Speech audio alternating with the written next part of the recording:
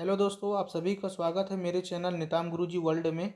आज हम देख रहे हैं साइंस के पार्ट 2 देख रहे हैं। बहुत ही महत्वपूर्ण प्रश्न है। ठीक है, आज का पहला प्रश्न है, सर्वप्रथम रक्त परिसंचरण तंत्र का अध्ययन किसने किया था? तो विलियम हार्वे ने किया था। नेक्स्ट है, शरीर से हृदय की ओर ले जाने वाले रक्तवाहिनी को कहलाती है सीरा कहलाती है। हृदय से शरीर की ओर रक्त ले जाने वाली रक्तवाहिनी कहलाती है धमनी।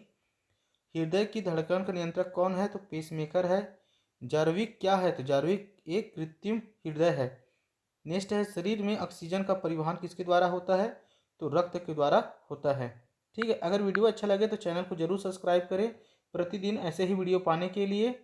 ठीक है, ये 1000 प्रश्नों के सीरीज चलाए जा रहे हैं, जिसमें से आज ये पार्ट 2 है। पार्ट 1 अपलोड हो चुका है। नेक्स्ट प्रश्न है, पीत होता है तो पीत पीले हरे रंग का होता है। पीत का पीएच मान कितना होता है? तो 7.7 होता है। पीत स्रावित का होता है तो किस में होता है? तो यकृत द्वारा होता है। यकृत में भविष्य के लिए भंडार रहता है तो विटामिन ए भंडारित या संचित रहता है। पित्त जमा कहाँ होता है? तो पित्ताशय में जमा होता है। हाइड्रोफोबिया रोग होता है तो कुत्ते के काटने से हाइड्रोफोबिया रोग होता है। ठीक है, नेक्स्ट प्रश्न है, हाइड्रोफोबिया रोग होता है तो विषाणु के द्वारा होता है। विषाणु की खोज किसने की? तो इवान वस्की ने की थी। विषाणु का अध्ययन है वायरोलॉजी कहलाती है। रानीखेत बीमारी किससे संबंधित है? तो वायरस द्वारा होती है। रानीखेत बीमारी किसके द्वारा फैलती है? तो वायरस के द्वारा फैलती है। जंतुओं में होने वाली फुट एंड माउथ रोग होता है तो विषाणु के कारण होता है। कवकों का अध्ययन क्या कहलाता है? तो माइकोलॉजी कहलाता है। प्रतिदिन आप मेरे इस चैनल में आपको जीके जीएस से भरे भरपूर वीडियो प्राप्त होंगे, इसलिए आप इस वीडियो को पूरा देखें। नेक्स्ट है, कवकों का अध्ययन क्या कहलाता है? कवकों का अध्ययन कहलाता है माइकोलॉजी। शैवालों का अध्ययन क्या कहलाता है? साइकोलॉजी। ठीक है, शैवालों की कोशिका भित्ति बनी होती है तो सेलुलोज की बनी होती है। जीवाणु की खोज किसने की? तो लियोन हॉक ने की थी। ध्वनि का वेग अधिक होता है तो ठोस में होता है। ठीक है, बहुत ही इंपॉर्टेंट प्रश्न है। ये सभी प्रश्न किसी न किसी एग्जाम में पूछे जाते हैं यहाँ के। ठीक है, 1000 प्रश्नों के सीरीज चलाए जा रहे हैं, जिसमें आज ये पार्ट 2 है।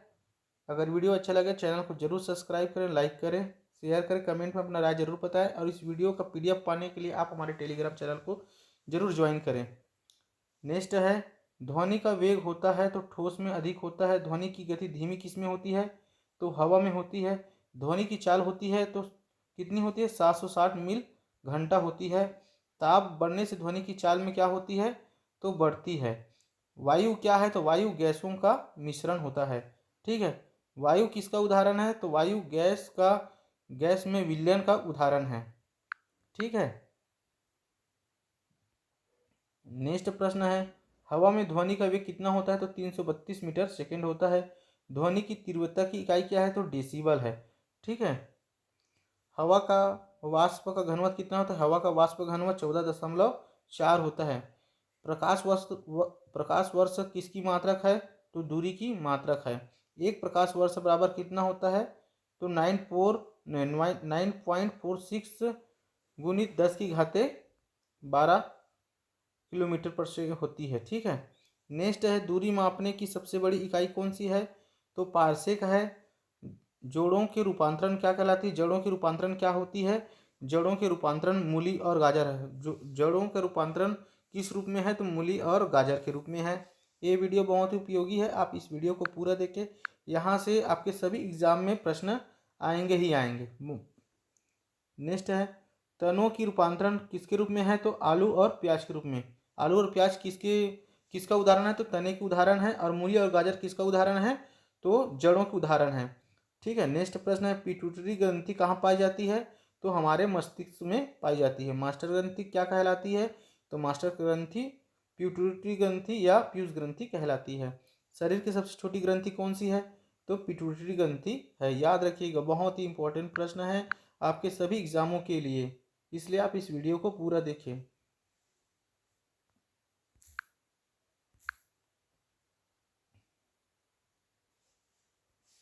शायद टाइपिंग में एरर हो चुका है। ठीक है, सर्वप्रथम मनुष्य ने वर्णांत का वर्णन किया था। सर्वप्रथम मनुष्य के वर्णांतर का वर्णन किसने किया था? हेरनर ने किया था 1876 में। मनुष्यों में वर्णांतर जो बीमारी नहीं होती, जो आंखों से संबंधित होते हैं, उसकी सर्वप्रथम वर्णन किसने किया था? तो हेरनर ने की थी 1876 में। एक वर्णांध व्यक्ति में पहचान करने की क्षमता नहीं होती, किसमें? तो लाल और हरे रंग कोई पहचान नहीं कर सकता। ठीक है। थायरोक्सिन हार्मोन कहाँ से शुरुआत होती है? तो थायराइड ग्रंथि से होती है। जेठर रस में क्या पाया जाता है? तो हाइड्रोक्लोरिक अम्ल पाया जाता है। ठीक है।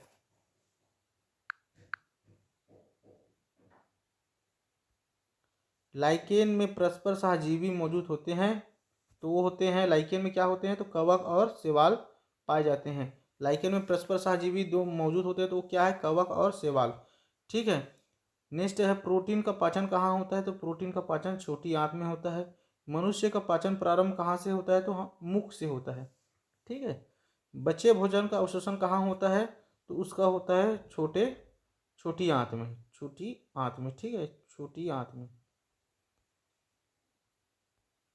प्रतिदिन आपको इस वीडियो का सीरीज मिलेगा। प्रतिदिन जीके जीएस के वीडियो आपको प्राप्त होंगे। ठीक है। और आपको साथ ही साथ प्रतिदिन करंट अफेयर के भी वीडियो प्राप्त होंगे। ठीक है। नेक्स्ट है लार में पाए जाने वाला एंजाइम कौन सा है? तो टाइलिन है। टीबिया नामक हड्डी कहाँ पाई जाती है? तो टांग में पाई जाती है।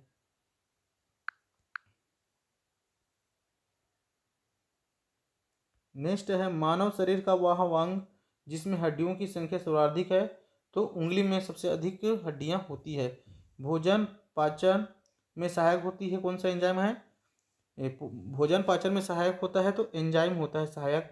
एंजाइम की रचना होती है अमीनो अम्ल से। अमीनो अम्ल से एंजाइम की रचना होती है। पाचन क्रिया में प्रोटीन बदल जाते हैं अमीनो अम्ल में। ठीक है। आहार नाल में स्टार्च के पाचन में अंतिम उत्पाद क्या है? तो माल्टोज है। ठीक है। शरीर में अमीनो अम्ल की संख्या कितनी होती है? तो 20 होती है। ठीक है।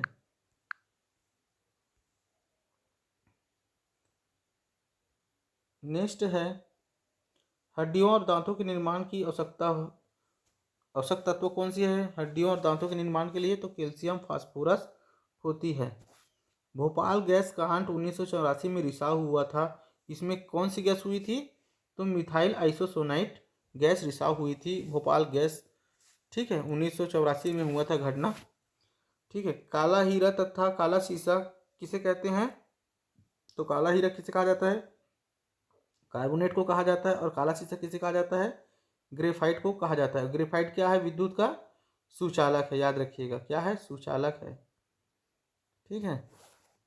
जीवन रक्षक हार्मोन किसे कहते हैं? तो एड्रिनल को कहा जाता है। एड्रिनल ग्रंथि को जीवन रक्षक हार्मोन कहा जाता है। पौधे का मुख्य पौधे का मुख्य प्रकाश संश्लेषण अंग कौन सा है?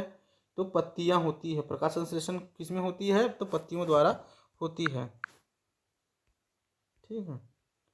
नेक्स्ट है पत्तियों का रंग हरा होता है, तो क्लोरोप्लास्ट के कारण पत्तियों का रंग हरा होता है। पत्तियों का रंग पीला क्यों होता है? तो कैरोटीन के कारण पीला हो जाता है। पर्णहरित में उपस्थित मुख्य धातु क्या है? तो मैग्नीशियम है। वायुमंडल में ऑक्सीजन की मात्रा संतुलित होती है प्रकाश संश्लेषण द्वारा। पौधे द्वारा खाने तैयार करने की प्रक्रिया क्या कहलाती है? प्रकाश संश्लेषण या फोटोसिंथेसिस। ठीक है। प्रकाश संश्लेषण के लिए आवश्यक है CO2, जल, क्लोरोफिल और सूर्य की प्रकाश होना जरूरी है प्रकाश संश्लेषण के लिए। ठीक है। ये पूछा जाता है सभी प्रश्न बार बार। आप इस वीडियो को पूरा देखें। ये आपके लिए सभी एग्जामों के लिए बहुत ही महत्वपूर्ण वीडियो है। अगर वीडियो कैसा लगा आप हमें कमेंट में ज़रूर बताएं।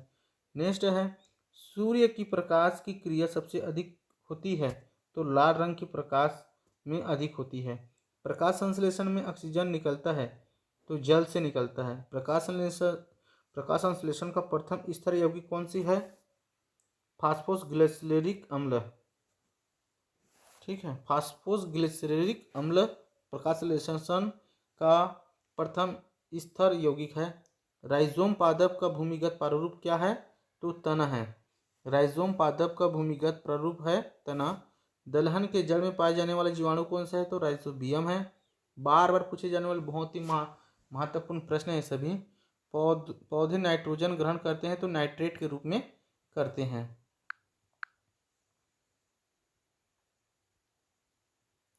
पादपों में जल तथा खनिज लवणों का संचलन होता है तो जाइलम द्वारा होता है।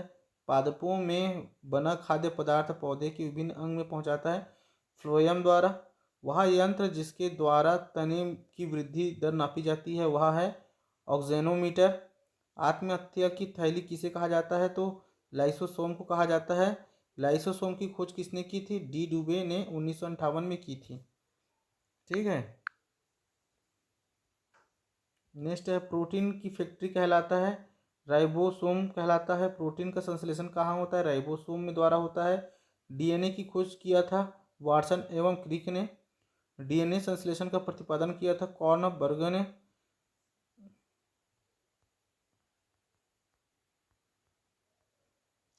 बर्ग है। ठीक है जी, थोड़ा लिखने टाइपिंग एरर है, माफ़ी चाहता हूँ। ठीक है। नेक्स्ट है डीएनए और आरएनए है न्यूक्लिक अम्ल। क्या है? डीएनए और आरएनए क्या है? डीएनए और आरएनए, आरएनए जो है न्यूक्लिक अम्ल है। ठीक है मेरे भाई और बहनों, आपको वीडियो अगर अच्छा लगे तो जरूर चैनल को सब्सक्राइब करना और वीडियो को लाइक करना और कमेंट तो जरूर करें कि वीडियो कैसा लगा। बाकी तो बात की बात है।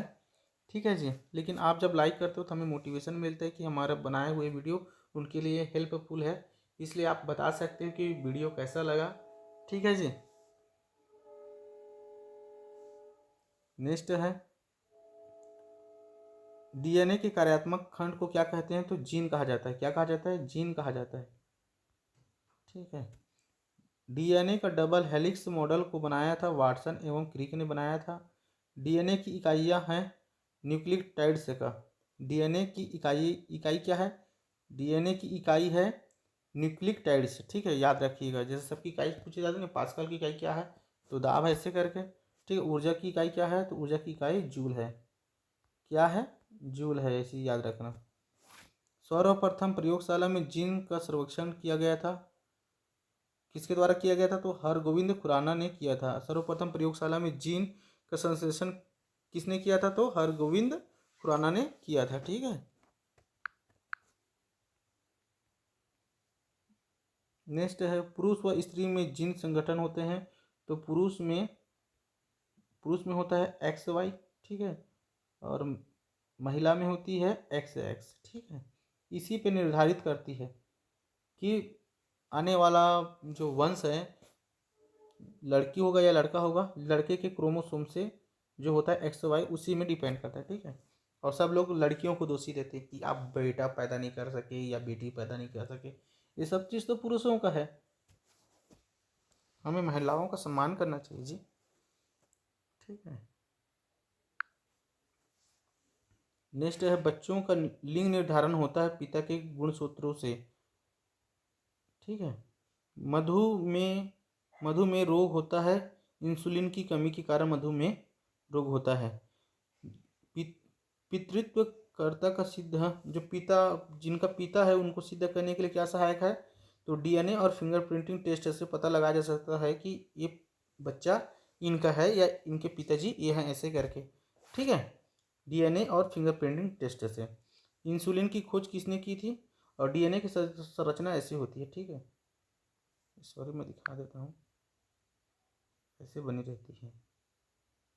ठीक है, ऐसी बनी रहती है डीएनए की संरचना। और इंसुलिन की खोज किसने की थी तो वेंटिंग और वेस्टे ने की थी। वेंटिंग और वेस्टे ने की थी। ठीक है। नेक्स्ट प्रश्न है इंसुलिन शरीर में बनती है तो कहाँ बनती है तो अग्नाशय द्वारा बनती है। ठीक है। पेप्सिन का एक उदाहरण क्या है तो एंजाइम है। दूध में नहीं पाए जाने वाला विटामिन कौन सा है तो विटामिन सी है। ठीक है। विटामिन सी है। विटामिन सी किस में प्राप्त होता है हमें तो खट्टे फलों में प्राप्त होता है। याद रखिएगा, खट्टे फलों में विटामिन सी प्राप्त होता है। ठीक है। अगर वीडियो अच्छा लगे तो चैनल को जरूर सब्सक्राइब करें मेरे भाई और बहनों। ठीक है। धन्यवाद। आज आपका दिन शुभ मंगल हो। आने वाले एग्ज़ाम में आपका सिलेक्शन जरूर हो। ठीक है।